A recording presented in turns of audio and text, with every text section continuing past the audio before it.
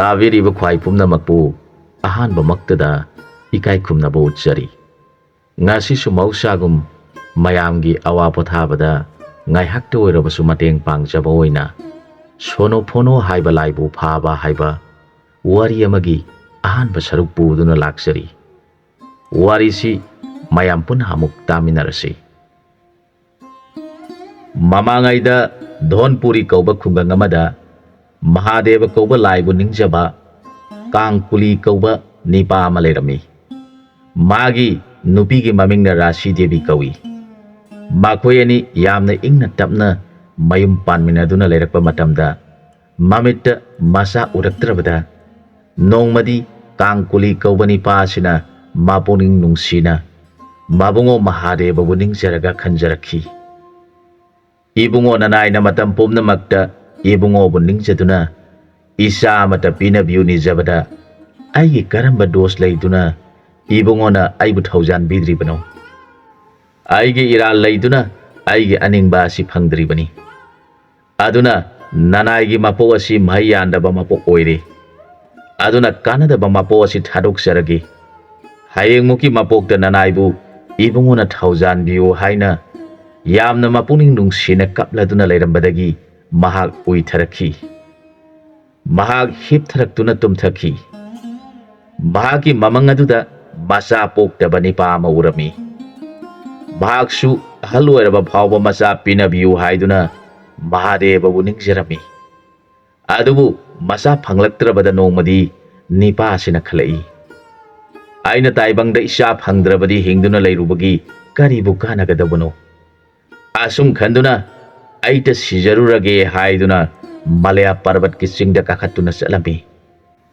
ꯃꯥꯅ ꯑꯋꯥꯡꯕ ꯆꯤꯡ ꯑꯗꯨꯗ ꯑꯁꯨꯝ ꯀꯥꯈꯠꯂꯛꯄꯗ ꯋꯥꯔꯗꯨꯅ ꯄꯣꯊꯥꯗꯨꯅ ꯂꯩꯔꯝꯃꯤ꯫ ꯃꯗꯨꯗ ꯗꯥꯟꯖꯤ ꯀꯧꯕꯤ ꯍꯤꯡꯆꯥꯕꯤ ꯑꯗꯨꯅ ꯃꯁꯛ ꯃꯇꯧ ꯐꯖꯈ꯭ꯔꯕ ꯅꯤꯄꯥ ꯑꯃ ꯐꯝꯗꯨꯅ ꯂꯩꯔꯤꯕꯗꯨ ꯎꯔꯦ꯫ ꯃꯍꯥꯛꯅ ꯅꯤꯄꯥ ꯑꯗꯨꯕꯨ ꯎꯕꯗ ꯌꯥꯝꯅ ꯄꯥꯝꯂꯝꯃꯤ꯫ ꯃꯥꯅ ꯈꯜꯂꯤ, ꯑꯩꯅ ꯑꯁꯨꯝꯅ ꯍꯤꯡꯆꯥꯕꯤꯒꯤ ꯃꯨꯔꯇꯤ ꯄꯨꯗꯨꯅ ꯂꯩꯔꯕꯗꯤ ꯃꯥꯅ ꯑꯩꯕꯨ ꯀꯤꯔꯒꯅꯤ ꯈꯟꯗꯨꯅ ꯃꯍꯥꯛ ꯐꯖꯈ꯭ꯔꯕꯤ ꯅꯨꯄꯤ ꯑꯃꯒꯤ ꯃꯨꯔꯇꯤ ꯑꯣꯟꯈ꯭ꯔꯦ꯫ ꯑꯗꯨꯒ ꯅꯤꯄꯥ ꯑꯁꯤꯒꯤ ꯃꯅꯥꯛꯇ ꯆꯪꯁꯤꯜꯂꯛꯇꯨꯅ ꯂꯦꯞꯂꯔꯦ꯫ ꯑꯗꯨꯒ ꯑꯁꯨꯝꯅ ꯍꯪꯖꯔꯛꯈꯤ, ꯑꯗꯣꯝꯕꯨ ꯀꯔꯤ ꯂꯝꯗꯒꯤ ꯂꯦꯡꯕꯤꯔꯛꯄꯅꯣ? ꯀꯔꯤ ꯊꯕꯛꯀꯤ ꯂꯥꯛꯄꯤꯕꯅꯣ? ꯀꯅꯥꯕꯨ ꯎꯅꯒꯦ ꯈꯜꯂꯤꯕꯅꯣ? ꯍꯪꯖꯔꯛꯈꯤ꯫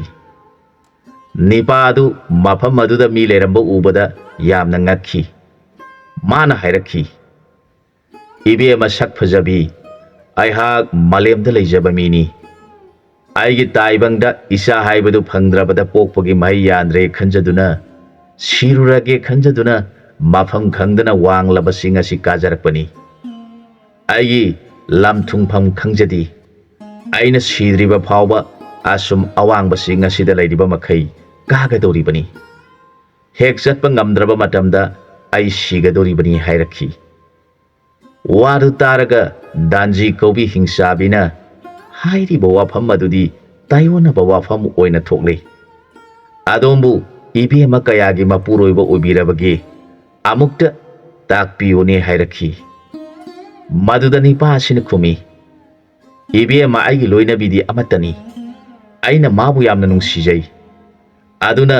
ꯀꯔꯝꯅ ꯃꯍꯥꯛ ꯂꯩꯅ ꯑꯇꯣꯞꯄ ꯅꯨꯄꯤ ꯊꯤꯒꯗꯒꯦ? ꯃꯥꯗꯒꯤ ꯍꯦꯟꯅ ꯑꯩꯅ ꯑꯇꯣꯞꯄ ꯅꯨꯄꯤ ꯅꯨꯡꯁꯤꯖꯕ ꯉꯝꯖꯗꯦ ꯍꯥꯏꯔꯕꯗ ꯍꯤꯡꯆꯥꯕꯤꯅ ꯍꯥꯏꯔꯛꯏ,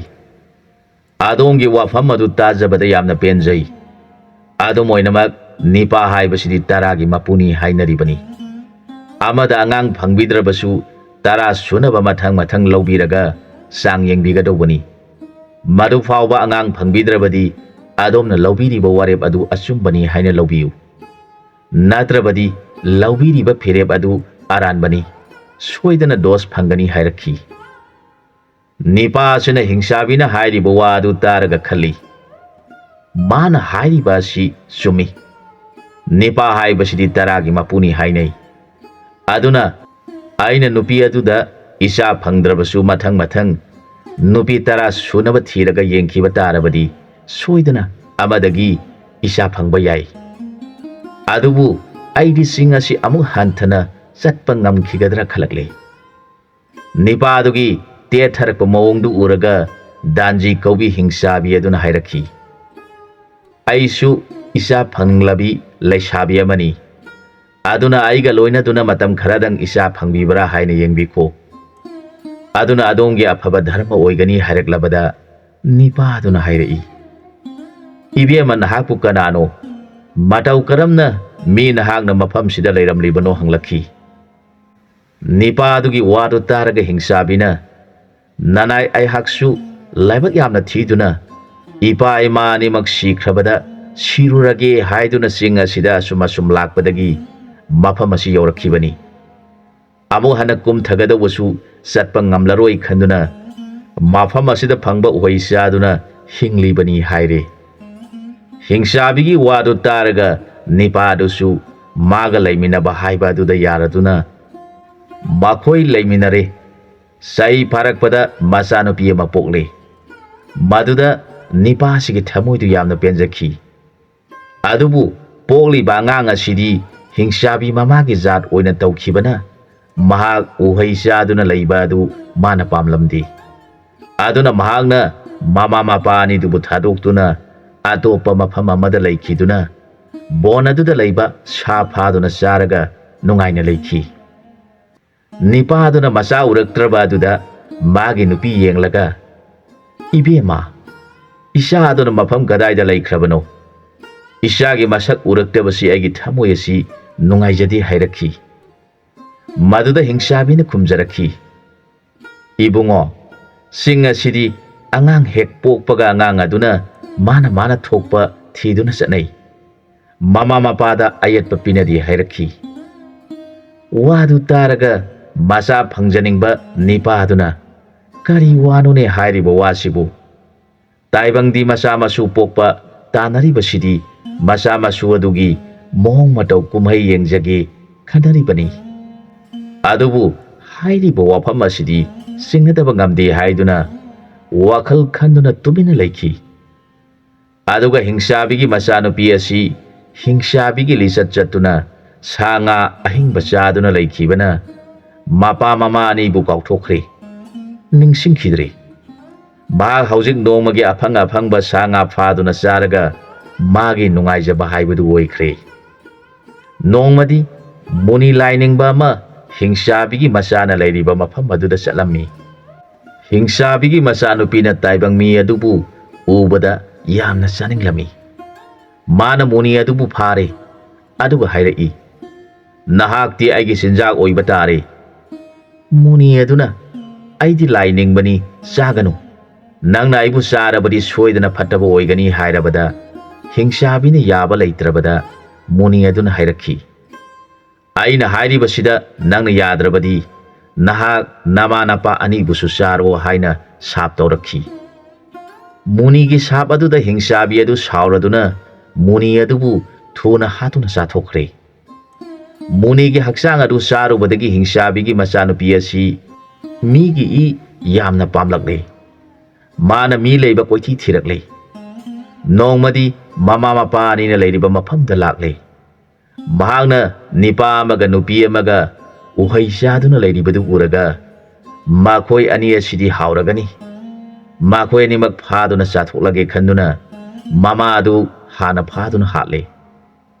ꯃꯍꯥꯛ ꯃꯨꯅꯤꯒꯤ ꯁꯥꯞꯇꯒꯤ ꯃꯃꯥ ꯍꯤꯡꯆꯥꯕꯤ ꯑꯗꯨꯕꯨ ꯂꯥꯏꯅ ꯉꯝꯃꯤ ꯃꯗꯨꯒꯤ ꯃꯇꯨꯡꯗ ꯃꯄꯥ ꯑꯗꯨꯕꯨꯁꯨ ꯍꯥꯠꯇꯨꯅ ꯆꯥꯊꯣꯛꯂꯦ ꯑꯗꯨꯒ ꯃꯈꯣꯏ ꯑꯅꯤꯒꯤ ꯃꯀꯣꯛ ꯑꯅꯤꯗꯨꯕꯨꯗꯤ ꯃꯁꯝꯁꯤꯡ ꯑꯗꯨꯅ ꯎꯗ ꯌꯥꯟꯗꯨꯅ ꯊꯝꯃꯤ ꯃꯥꯅ ꯇꯧꯔꯤꯕ ꯃꯇꯧ ꯑꯗꯨ ꯂꯥꯌꯥꯝꯅ ꯎꯔꯗꯨꯅ ꯂꯥꯏꯒꯤ ꯂꯥꯏꯄꯥꯎ ꯂꯥꯎꯔꯛꯈꯤ ꯍꯥꯏ ꯍꯤꯡꯆꯥꯕꯤ ꯅꯍꯥꯛꯅ ꯉꯁꯤ ꯆꯥꯈ꯭ꯔꯤꯕ ꯅꯨꯄꯤ ꯅꯨꯄꯥ ꯑꯅꯤꯗꯨ ꯀꯅꯥꯁꯨ ꯅꯠꯇꯦ ꯅꯪꯕꯨ ꯍꯦꯛ ꯄꯣꯛꯄ ꯅꯄꯥ ꯅꯃꯥꯅꯤ ꯑꯗꯨꯅ ꯅꯪꯅ ꯃꯀꯣꯛ ꯑꯅꯤꯗꯨ ꯉꯧꯔꯒ ꯆꯥꯒꯅꯤ ꯈꯟꯗꯨꯅ ꯎꯗ ꯌꯥꯟꯗꯨꯅ ꯊꯝꯂꯤꯕꯗꯨ ꯍꯦꯛ ꯆꯥꯕꯒ ꯅꯪꯒꯤ ꯄꯨꯟꯁꯤ ꯂꯣꯏꯔꯒꯅꯤ ꯑꯁꯨꯝꯅ ꯂꯥꯎꯔꯛꯂꯕꯗ ꯍꯤꯡꯆꯥꯕꯤꯗꯨ ꯀꯞꯄ ꯍꯧꯔꯛꯂꯦ ꯃꯥꯅ ꯇꯧꯈ꯭ꯔꯤꯕꯗꯨ ꯃꯨꯅꯤ ꯐꯥꯔꯨꯕꯗꯒꯤ ꯃꯨꯅꯤꯅ ꯁꯥꯞ ꯇꯧꯈꯤꯕꯗꯒꯤꯅꯤ ꯍꯥꯏꯕꯁꯤ ꯈꯪꯂꯛꯇꯨꯅ ꯍꯤꯡꯆꯥꯕꯤꯒꯤ ꯊꯃꯣꯏ ꯑꯗꯨ ꯌꯥꯝꯅ ꯋꯥꯔꯗꯨꯅ ꯀꯞꯇꯨꯅ ꯂꯩꯔꯦ ꯃꯗꯨꯗ ꯂꯥꯏꯁꯤꯡꯅ ꯂꯥꯏꯄꯥꯎ ꯂꯥꯎꯔꯛꯈꯤ ꯍꯦ ꯍꯤꯡꯆꯥꯕꯤ ꯅꯪꯅ ꯉꯁꯤ ꯇꯧꯈ꯭ꯔꯤꯕ ꯊꯕꯛ ꯑꯗꯨ ꯃꯨꯅꯤꯕꯨ ꯅꯪꯅ ꯐꯥꯔꯨꯕ ꯃꯨꯅꯤꯅ ꯃꯥꯕꯨ ꯐꯥꯒꯅꯨ ꯅꯪꯒꯤ ꯑꯐꯕ ꯑꯣꯏꯔꯣꯏ ꯍꯥꯏꯔꯕꯗ ꯅꯪꯅ ꯌꯥꯗ꯭ꯔꯕꯗꯨꯗ Muni aduna aibu nangna sarabadi nangna namanapa anibusu shawa haina sap taukhibaduna nangna namanapa anibu apokpani kaukhiduna sakhibani. Haujikti munigi sabadu koklaba matungda nangna namanapa ani khanglakpa matamasida namanapa anigi makok anidu nangna ngauduna sagani khalambadu nangna namanapa ani khanglakpa matamasida nangna makok anidubu konduna kapli. Aduna hayeng hingsabi haiba nakhoina taibang migi masada nakhogi nungsina sanglaba matamda laibaki maiba sirai dangba ningthaugi maiba sirai henbana nahak kari kari saningbage nangna saningba adu pirage mi asidagi nahak tholau hairabada nahakna apamba adu haiduna nijaraba matamda maibana amuk nahak hanjalagaroi hayu hanjanba tarabadi ipa makok chaba sakki ima makok chaba sakki haina wasak anduna macanja adu pijarabadi nakhogi nungsit adu kokpoirasunu asum haina layamna borasi pikhi masigi matungda hingsabi aduna mama mapani gi makok singadu ningthina loisenkhi matamasida kangkuli haibani pa adu mikap tholakhi maramasi laibana hojik phawba kanagumbagi mafamda hingsabi gi nungsit changlabada maibasingna macanja adu pirage nahak amu hana mi asida changjararoi sangba tarabadi mapa mamagi makok chaba saksagi hayu haina hainaribani kangkulina makeup tholakpada magi mangda tauramliba mawng adu ningsinglaga mahakna masa pina view haiduna nijariba adu kisilakle kari mataubu kaubage mama mapa animapu masa nupi aduna sathokre aibu amu hana atopa nupi ama thibana chungadoribra madusu nipa adusu atopa masak khangdabi ama laurubadagi nupi adu hingsabi oiramduna mahak dasa takhi aduna di aihak isa poke poklasinu pokloi toklasinu amu hana atopa nupi thiraroi khanduna magi nupi bu kauraduna monna yenglaga ibema aihak amu hana atopa nupi thiroi hairakhi magi wadu targa magi nupi aduna karino mana ngangliba wa sibu khaladuna kari wano ibungona takpiriba wafam adubu haijarakhi kangkulina yamna nungsathina aidi atopaga laiminajaba ngamjaroi haina kina soiron paron nganglabada nupi aduna ibungobu kanana atopa nupi thiu hairibano hanglakhi maduda mana aidi atopaga laiminaba ngamloi hairibasini haina hanna hanna bhap tadaba makhai nganglabada magi nupi rasi debina kari matauno aigini pa sina ngasi tumlubadagi soiron paron ngangduna leiriba sibu aidi nuksa thijilakle aikhoi ani isa yaudaba sida aigini pa sina aina mabu thadoktuna atopa nipa amada yum pankhigedra khalamale asum khanduna nipa aiha karigi ibungobu thadoktuna satkadoribano aidi punchi supa ibungoge seba taujaduna leijagadoribani ibungona nanai nupibu singnaba kari leibiduna adumna ngangbiribano hek hairi rasina adumna ngangbadu taraga amu hena aidi ngamloi hairibasini haina hanna hanna magi nupibu yenglaga nganglakpa mawng adu uraga magi nupi rasi kaplakle ibungona nanai nupibu singnabiduna hanna hanna ngangbiriba adubu nanai aigi thamoi asi pujaba ngamdre mapoga simadi ibungogi nanai oiduna punsi lenjarage khanjaduna laksari bi aibu ibungona thaja bidaduna ngangbi sakpiriba adubu kari dharma kaubage haiduna rasi themba ngamdana hauna kablakle mana kabliba makhai kangkulina aidi yaroi hairiba sini haina ngangduna laikre makhoi anina taunariba matau adu mahadeva kauba lai aduna uraga aigi inayani si masa phangdabadagi henjana khanjiduna awaba angauba tari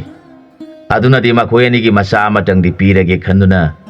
nakhoi ani nacha ama phangjabo wijaro haina makhoi ani gi mamangda takpire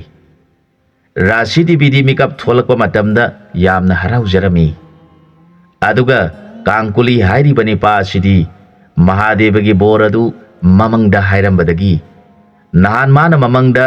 ꯃꯆꯥꯅꯨꯄꯤ ꯍꯤꯡꯆꯥꯕꯤꯗꯨꯅ ꯃꯃꯥ ꯃꯄꯥ ꯑꯅꯤ ꯆꯥꯊꯣꯛꯈꯤꯕꯗꯨ ꯅꯤꯡꯁꯤꯡꯗꯨꯅ ꯑꯩꯗꯤ ꯄꯦꯜꯂꯦ ꯄꯦꯜꯂꯦ ꯍꯥꯏꯗꯨꯅ ꯂꯩꯈ꯭ꯔꯦ꯫ ꯃꯥꯒꯤ ꯃꯑꯣꯡ ꯃꯇꯧ ꯑꯗꯨ ꯎꯔꯒ ꯔꯥꯁꯤ ꯗꯦꯕꯤꯅ ꯀꯔꯤ ꯃꯇꯧꯅꯣ ꯏꯕꯨꯡꯉꯣꯅ ꯅꯨꯃꯤꯠ ꯈꯨꯗꯤꯡ ꯉꯥꯡꯕꯤꯔꯤꯕ ꯁꯛꯄꯤꯔꯤꯕ ꯑꯁꯤꯕꯨ? ꯅꯅꯥꯏ ꯅꯨꯄꯤꯗꯤ ꯒ꯭ꯌꯥꯟ ꯑꯃꯠꯇ ꯇꯥꯁꯤꯜꯂꯛꯇ꯭ꯔꯤ, ꯀꯔꯝ ꯇꯧꯒꯗꯧꯔꯤꯕꯅꯣ ꯈꯟꯗꯨꯅ ꯃꯕꯨꯡꯉꯣ ꯃꯍꯥꯗꯦꯕꯕꯨ ꯅꯤꯡꯖꯗꯨꯅ ꯂꯩ꯫ ꯍꯧꯖꯤꯛ ꯀꯥꯡꯀꯨꯂꯤ ꯍꯥꯏꯔꯤꯕ ꯅꯤꯄꯥ ꯑꯁꯤ ꯁꯣꯅꯣ ꯆꯨꯔꯦ, ꯀꯔꯤꯒꯨꯝꯕ ꯑꯃꯠꯇ ꯅꯤꯡꯊꯤꯅ ꯇꯥꯅꯕ ꯌꯥꯗ꯭ꯔꯦ꯫ ꯃꯁꯤꯗ ꯃꯥꯒꯤ ꯅꯨꯄꯤ ꯔꯥꯁꯤ ꯗꯦꯕꯤꯅ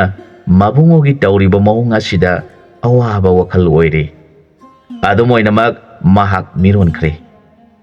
ꯑꯁꯨꯝꯅ ꯀꯥꯡꯀꯨꯂꯤꯅ ꯃꯥꯅ ꯃꯃꯪꯗ ꯎꯈꯤꯕ ꯑꯗꯨꯗ ꯎꯗꯨꯅ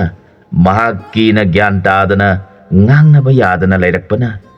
ꯆꯍꯤ ꯐꯥꯔꯛꯇꯨꯅ ꯃꯆꯥꯅꯤꯄꯥ ꯑꯃ ꯐꯪꯖꯔꯦ꯫ ꯃꯆꯥꯗꯨ ꯍꯦꯛ ꯄꯣꯛꯄ ꯃꯃꯤꯠꯅ ꯑꯉꯥꯡ ꯑꯗꯨꯕꯨ ꯎꯕꯗꯒꯤ ꯀꯥꯡꯀꯨꯂꯤ ꯃꯪ ꯑꯗꯨ ꯅꯤꯡꯁꯤꯡꯂꯛꯇꯨꯅ ꯌꯨꯝꯗꯒꯤ ꯆꯦꯟꯈ꯭ꯔꯦ꯫ ꯃꯤ ꯃꯌꯥꯝ ꯆꯪꯗꯨꯅ ꯃꯥꯕꯨ ꯐꯥꯗꯨꯅ ꯀꯔꯤꯒꯤꯅꯣ ꯅꯪꯅ ꯅꯆꯥ ꯑꯃꯗꯤ ꯃꯃꯥ ꯍꯨꯟꯗꯣꯛꯇꯨꯅ ꯆꯠꯀꯦ ꯇꯧꯔꯤꯕꯗꯤ ꯍꯪꯂꯛꯂꯕꯗ ꯃꯥꯅ ꯈꯨꯝꯃꯤ, ꯑꯩꯍꯥꯛ ꯌꯥꯝꯅ ꯀꯤꯌꯦ, ꯑꯩ ꯀꯗꯥꯏꯗꯅꯣ ꯃꯈꯣꯏꯅ ꯎꯔꯣꯏꯗꯕ ꯃꯐꯝ ꯑꯃꯗ ꯂꯣꯠꯇꯨꯅ ꯂꯩꯔꯒꯦ ꯍꯥꯏꯔꯛꯈꯤ꯫ ꯃꯥꯒꯤ ꯋꯥꯗꯨ ꯇꯥꯔꯒ ꯃꯤꯌꯥꯝ ꯑꯗꯨꯅ ꯈꯜꯂꯤ, ꯃꯥꯒꯤ ꯅꯨꯄꯤ ꯔꯥꯁꯤ ꯍꯥꯏꯔꯤꯕꯤ ꯑꯁꯤꯅ ꯃꯥꯕꯨ ꯊꯤꯅ ꯇꯧꯕ ꯑꯣꯏꯔꯝꯕ ꯇꯥꯔꯦ꯫ ꯑꯁꯨꯝ ꯈꯟꯗꯨꯅ ꯃꯥꯕꯨ ꯐꯥꯗ꯭ꯔꯦ꯫ ꯃꯍꯥꯛꯅ ꯍꯥꯏꯔꯛꯏ, ꯅꯈꯣꯏ ꯃꯌꯥꯝ ꯌꯥꯝꯅ ꯅꯄꯨꯛ ꯐꯩ, ꯅꯈꯣꯏꯅ ꯑꯩꯍꯥꯛ ꯃꯐꯝ ꯑꯁꯤꯗ ꯆꯠꯈꯤ ꯍꯥꯏꯕꯁꯤ ꯑꯩꯒꯤ ꯅꯨꯄꯤꯗ ꯈꯪꯍꯟꯒꯅꯨ ꯍꯥꯏꯔꯛꯈꯤ꯫ ꯑꯗꯨꯒ ꯃꯍꯥꯛ ꯑꯁꯨꯝ ꯆꯠꯈꯤꯗꯨꯅ ꯕꯣꯟ ꯑꯃꯗ ꯂꯩꯈ꯭ꯔꯦ꯫ ꯃꯥꯅ ꯈꯜꯂꯤ, ꯑꯩꯅ ꯈꯪꯄꯣꯛꯁꯪ ꯁꯥꯗꯨꯅ ꯂꯩꯔꯕꯗꯤ ꯑꯩꯒꯤ ꯏꯆꯥ ꯑꯗꯨꯅ ꯆꯥꯎꯔꯛꯇꯨꯅ ꯊꯤꯔꯛꯄ ꯃꯇꯝꯗ ꯁꯣꯏꯗꯅ ꯊꯦꯡꯅꯒꯅꯤ꯫ ꯑꯗꯨꯅ ꯑꯩꯍꯥꯛ ꯆꯤꯡ ꯑꯁꯤꯗ ꯁꯨꯔꯨꯡ ꯍꯨꯠꯇꯨꯅ ꯂꯩꯔꯒꯦ, ꯑꯗꯨꯒ ꯆꯥꯕꯅ ꯕꯣꯟ ꯑꯁꯤꯗ ꯄꯥꯜꯂꯤꯕ ꯎꯍꯩ ꯆꯥꯗꯨꯅ ꯍꯤꯡꯂꯒꯦ ꯈꯟꯗꯨꯅ ꯃꯍꯥꯛ ꯆꯤꯡꯗꯨꯒꯤ ꯃꯐꯝ ꯑꯃꯗ ꯁꯨꯔꯨꯡ ꯍꯨꯠꯇꯨꯅ ꯂꯩꯈ꯭ꯔꯦ꯫ ꯃꯐꯝ ꯑꯗꯨꯗ ꯃꯥꯅ ꯆꯍꯤ ꯈꯔ ꯂꯩꯔꯛꯄꯗ ꯅꯣꯡꯃꯗꯤ ꯃꯄꯥ ꯃꯃꯥ ꯆꯥꯈꯤꯕꯤ ꯍꯤꯡꯆꯥꯕꯤꯗꯨꯅ ꯍꯧꯖꯤꯛꯇꯤ ꯃꯄꯥ ꯃꯃꯥ ꯆꯥꯔꯨꯕꯒꯤ ꯃꯍꯥꯛ ꯒ꯭ꯌꯥꯟ ꯇꯥꯔꯛꯇꯨꯅ ꯕꯣꯟ ꯑꯗꯨꯗ ꯂꯥꯏꯅꯤꯡꯗꯨꯅ ꯂꯩꯔꯤꯕꯅꯤ꯫ ꯍꯧꯖꯤꯛꯇꯤ ꯃꯍꯥꯛ ꯁꯥ ꯉꯥ ꯆꯥꯈꯤꯗ꯭ꯔꯦ, ꯕꯣꯟ ꯑꯗꯨꯗ ꯄꯥꯟꯕ ꯎꯍꯩ ꯍꯦꯛꯇꯨꯅ ꯆꯥꯔꯒ ꯍꯤꯡꯂꯤ꯫ ꯑꯗꯨꯅ ꯃꯥꯅ ꯎꯍꯩ ꯍꯦꯛꯄ ꯂꯥꯛꯄꯗ ꯀꯥꯡꯀꯨꯂꯤꯁꯨ ꯎꯍꯩ ꯍꯦꯛꯄ ꯍꯣꯠꯅꯔꯤꯉꯩꯗ ꯍꯦꯛ ꯊꯦꯡꯅꯔꯦ꯫ ꯃꯗꯨꯗ ꯀꯥꯡꯀꯨꯂꯤꯅ ꯈꯜꯂꯤ, ꯑꯩꯒꯤ ꯃꯪꯗ ꯐꯖꯈ꯭ꯔꯕꯤ ꯅꯨꯄꯤ ꯑꯗꯨꯅ ꯅꯤꯄꯥ ꯑꯗꯨꯕꯨ ꯊꯦꯝꯗꯨꯅ ꯃꯄꯨꯔꯣꯏꯕ ꯑꯣꯏꯗꯨꯅ ꯂꯩꯃꯤꯟꯅꯔꯕ ꯃꯇꯨꯡꯗ ꯃꯆꯥꯅꯨꯄꯤ ꯑꯃ ꯄꯣꯛꯂꯕ ꯃꯇꯨꯡꯗ ꯃꯆꯥꯗꯨꯅ ꯃꯈꯣꯏꯕꯨ ꯊꯥꯗꯣꯛꯇꯨꯅ ꯆꯠꯈ꯭ꯔꯕ ꯃꯇꯨꯡꯗ ꯃꯍꯥꯛꯅ ꯆꯥꯎꯔꯛꯄ ꯃꯇꯝꯗ ꯃꯄꯥꯅꯤ ꯃꯃꯥꯅꯤ ꯈꯪꯗꯗꯨꯅ ꯆꯥꯊꯣꯛꯈꯤꯕ ꯑꯗꯨ ꯍꯦꯛ ꯅꯤꯡꯁꯤꯡꯂꯨꯗꯨꯅ ꯃꯍꯥꯛ ꯀꯤꯔꯗꯨꯅ ꯑꯍꯦꯛꯄ ꯎꯍꯩ ꯈꯔ ꯄꯨꯔꯒ ꯍꯦꯛ ꯆꯠꯄ ꯍꯧꯔꯛꯂꯦ꯫ ꯃꯇꯝ ꯑꯗꯨꯗ ꯂꯥꯏꯅꯤꯡꯕꯤ ꯅꯨꯄꯤ ꯑꯗꯨꯅ ꯑꯁꯨꯝꯅ ꯍꯥꯏꯔꯛꯈꯤ, ꯑꯗꯣꯝ ꯀꯔꯤ ꯇꯧꯕꯤꯔꯕꯒꯦ? ꯀꯔꯤꯒꯤꯅꯣ ꯑꯩꯕꯨ ꯎꯔꯒ ꯆꯠꯂꯤꯕꯕꯨ? ꯑꯩꯗꯤ ꯃꯐꯝ ꯑꯁꯤꯗ ꯏꯊꯟꯇ ꯂꯥꯏꯅꯤꯡꯗꯨꯅ ꯂꯩꯖꯕꯤꯅꯤ, ꯑꯩꯁꯨ ꯎꯍꯩ ꯆꯥꯗꯨꯅ ꯍꯤꯡꯖꯔꯤꯕꯅꯤ, ꯀꯔꯤꯒꯤ ꯑꯩꯕꯨ ꯎꯔꯒ ꯆꯠꯄꯤꯒꯦ ꯇꯧꯕꯤꯔꯤꯕꯅꯣ? ꯑꯩꯁꯨ ꯃꯐꯝ ꯑꯁꯤꯗ ꯏꯊꯟꯇ ꯂꯥꯏꯅꯤꯡꯗꯨꯅ ꯂꯩꯕꯁꯤ ꯅꯨꯡꯉꯥꯏꯖꯗꯦ, ꯑꯗꯨꯅ ꯄꯨꯟꯅ ꯑꯩꯈꯣꯏ ꯑꯅꯤ ꯂꯥꯏꯅꯤꯡꯃꯤꯟꯅꯔꯁꯤ ꯍꯦꯛ ꯍꯥꯏꯔꯛꯈꯤ꯫ ꯅꯨꯄꯤ ꯑꯗꯨꯒꯤ ꯋꯥꯗꯨ ꯇꯥꯔꯒ ꯀꯥꯡꯀꯨꯂꯤꯅ, ꯁꯣꯏꯗ꯭ꯔꯦ, ꯑꯩ ꯉꯝꯖꯔꯣꯏ, ꯑꯩꯗꯤ ꯃꯤ ꯑꯅꯤ ꯂꯩꯃꯤꯟꯅꯕ ꯄꯥꯝꯖꯗꯦ, ꯏꯊꯟꯇ ꯑꯗꯨꯝ ꯂꯩꯖꯒꯦ ꯈꯨꯝꯖꯔꯛꯈꯤ꯫ ꯃꯥꯒꯤ ꯋꯥꯗꯨ ꯇꯥꯔꯒ ꯍꯤꯡꯆꯥꯕꯤꯒꯤ ꯃꯆꯥꯅꯨꯄꯤꯅ, ꯀꯔꯤꯒꯨꯝꯕ ꯑꯩꯈꯣꯏ ꯑꯅꯤ ꯇꯣꯉꯥꯟ ꯇꯣꯉꯥꯟ ꯂꯩꯅꯔꯤꯉꯩꯗ ꯍꯤꯡꯆꯥꯕꯤ ꯂꯥꯛꯇꯨꯅ ꯐꯥꯕ ꯊꯣꯛꯂꯕꯗꯤ ꯑꯋꯥꯕ ꯑꯣꯏꯒꯅꯤ, ꯀꯔꯤꯒꯨꯝꯕ ꯄꯨꯟꯅ ꯂꯩꯃꯤꯟꯅꯔꯕꯗꯤ ꯑꯩꯈꯣꯏ ꯑꯅꯤ ꯆꯪꯗꯨꯅ ꯃꯥꯒ ꯊꯦꯡꯅꯔꯕꯗꯤ ꯐꯔꯣꯏꯗ꯭ꯔꯥ ꯍꯦꯛ ꯍꯥꯏꯔꯦ꯫ ꯃꯥꯒꯤ ꯋꯥꯗꯨ ꯇꯥꯔꯒ ꯃꯥꯅ ꯈꯜꯂꯤ, ꯃꯥꯒꯤ ꯋꯥꯁꯤꯗꯤ ꯈꯔ ꯅꯛꯁꯤꯜꯂꯛꯄ ꯍꯦꯟꯖꯤꯜꯂꯛꯂꯤ, ꯑꯩꯗꯤ ꯀꯔꯝ ꯇꯧꯒꯅꯤ ꯈꯜꯂꯤ꯫ ꯃꯥꯅ ꯍꯥꯏ, ꯑꯩꯗꯤ ꯉꯝꯖꯔꯣꯏ꯫ ꯃꯥꯒꯤ ꯋꯥꯗꯨ ꯇꯥꯔꯒ ꯍꯤꯡꯆꯥꯕꯤ ꯑꯗꯨꯅ, ꯑꯩꯅ ꯍꯥꯏꯖꯕ ꯇꯥꯕꯤꯗ꯭ꯔꯤꯕ ꯅꯍꯥꯛꯄꯨ ꯁꯣꯅꯣ ꯐꯣꯅꯣ ꯍꯥꯏꯕ ꯖꯥꯠ ꯑꯣꯏꯔꯕ꯭ꯔꯥ?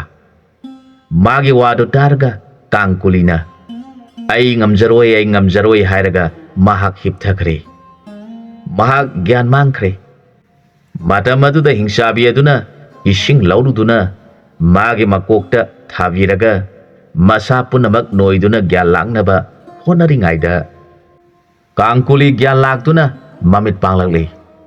Mana mamit pangtholakpada fajakhrabi nupi aduna seba tawduna leirambadu uri. Maduda mana hanglakhi. Ibema aibu kari tawkhrabagi. Karigi adomna aigi seba tawduna leibiramlibano. Magi wadu targa nupi aduna hairai. Aikhoi ani mafam asida uhai hekminabada thengnabani. Aikhoi ani luhongduna yum panminaduna leiminarasi hainaduna leiringaida ibungona gyan mangduna tuduna leikrabada nanai nupina ising laududuna ibungoge kokte ising haiduna seba tawjaramlibani hek haire. Maduda Kangkulina nangna aigi kokte ising haiduna seba tawriba nahak asibu aigi nupi rasi aduni ko hairakhi. Maduda hingsabina mani kari tawrabage kanana nati hairibano hairakhi. Kangkulidu mapuning yamna nungaijarami. Nahakti nasaksu yamna fajaramle aduga nahalai shabisu oiramle. Aidi yamna haraure.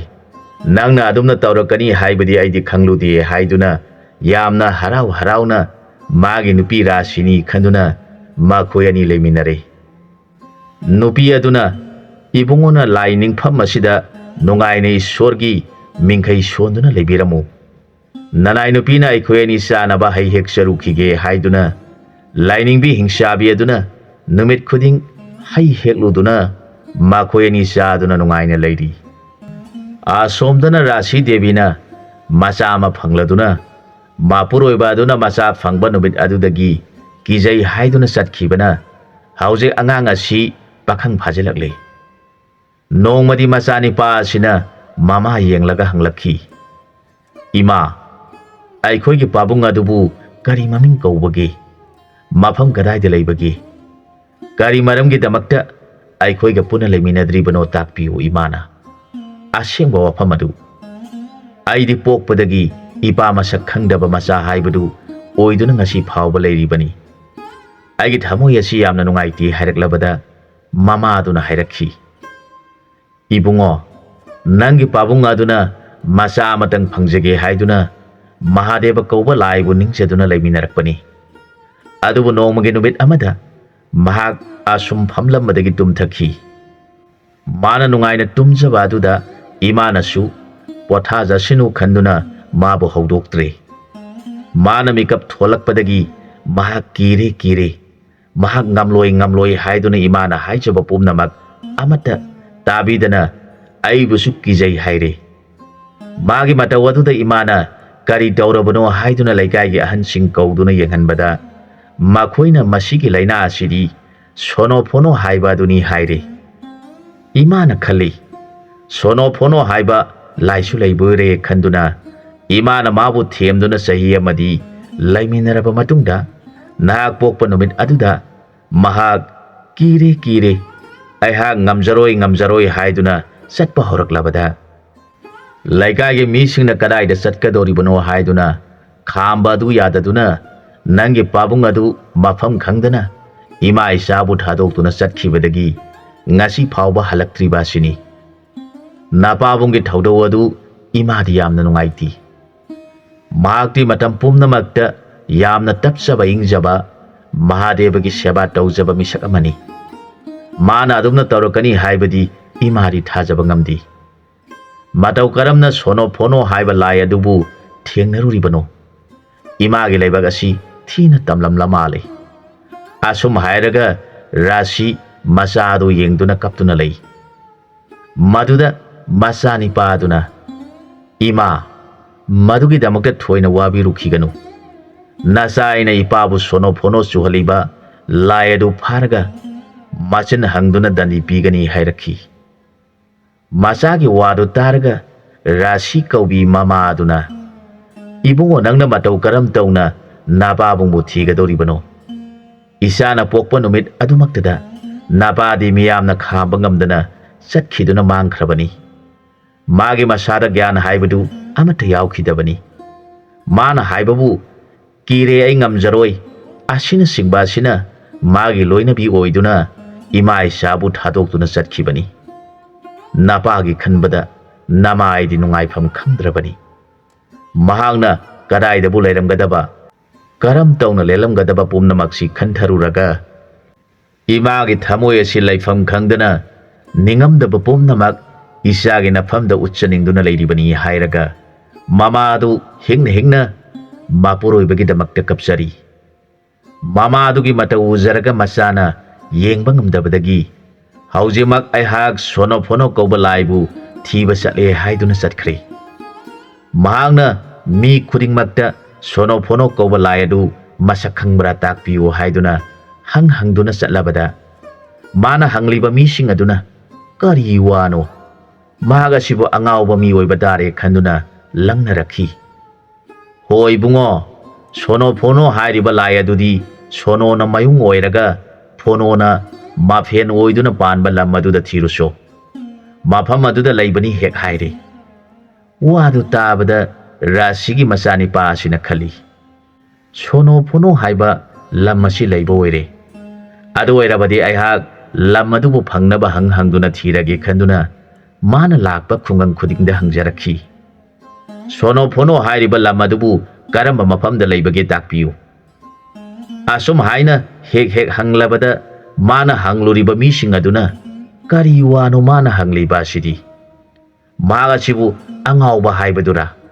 ꯃꯥꯒꯤ ꯃꯁꯛ ꯃꯇꯧ ꯑꯃꯗꯤ ꯐꯤꯕꯝ ꯃꯨꯔꯇꯤ ꯑꯁꯤ ꯌꯦꯡꯂꯨꯔꯕꯗꯤ ꯃꯍꯥꯛ ꯑꯁꯤ ꯑꯉꯥꯎꯕꯗꯤ ꯃꯥꯟꯗꯦ꯫ ꯑꯗꯨꯕꯨ ꯃꯥꯅ ꯍꯪꯂꯤꯕ ꯋꯥꯐꯝ ꯑꯁꯤ ꯌꯦꯡꯉꯨꯔꯒꯗꯤ ꯃꯍꯥꯛ ꯌꯥꯝꯅ ꯄꯥꯝꯃꯨꯈ꯭ꯔꯦꯗ꯫ ꯃꯇꯧ ꯀꯔꯝꯅ ꯇꯧꯈ꯭ꯔꯤꯕꯅꯣ ꯉꯥꯡꯅꯗꯨꯅ ꯂꯩꯍꯧꯏ꯫ ꯑꯗꯨꯒ ꯂꯩꯁꯥꯕꯤ ꯃꯆꯥꯁꯤꯡꯅꯗꯤ ꯃꯥꯕꯨ ꯄꯥꯝꯖꯩ꯫ ꯃꯥꯒꯤ ꯃꯁꯛ ꯃꯇꯧ ꯃꯤꯑꯣꯏ ꯃꯤꯇꯧ ꯑꯗꯨ ꯎꯖꯔꯒ ꯀꯂꯛꯅꯗꯕ ꯅꯨꯄꯤ ꯑꯃꯠꯇ ꯌꯥꯎꯗꯦ꯫ ꯃꯈꯣꯏ ꯄꯨꯝꯅꯃꯛꯅ ꯁꯣꯟꯅꯩ꯫ ꯃꯇꯧ ꯀꯔꯝꯅ ꯐꯖꯈ꯭ꯔꯕ ꯆꯨꯡ ꯐꯤꯔꯥꯟ ꯆꯥꯔꯕ ꯅꯤꯄꯥ ꯅꯪꯅ ꯉꯥꯎꯔꯤꯕꯅꯣ? ꯑꯁꯣꯝꯅ ꯃꯍꯥꯛꯅ ꯈꯨꯡꯒꯪ ꯃꯊꯪ ꯆꯠꯈꯤꯕꯅ ꯂꯩꯕꯥꯛ ꯑꯗꯨꯒꯤ ꯀꯣꯅꯨꯡ ꯌꯧꯈ꯭ꯔꯦ꯫ ꯃꯇꯥꯡ ꯑꯁ꯭ꯋꯥꯏꯗ ꯋꯥꯔꯤꯁꯤꯒꯤ ꯑꯍꯥꯟꯕ ꯁꯔꯨꯛ ꯂꯣꯏꯁꯤꯟꯖꯔꯦ꯫ ꯑꯅꯤꯁꯨꯕ ꯁꯔꯨꯛꯇ ꯃꯌꯥꯝꯒ ꯄꯨꯟꯅ ꯑꯃꯨꯛ ꯊꯦꯡꯅꯃꯤꯟꯅꯔꯁꯤ꯫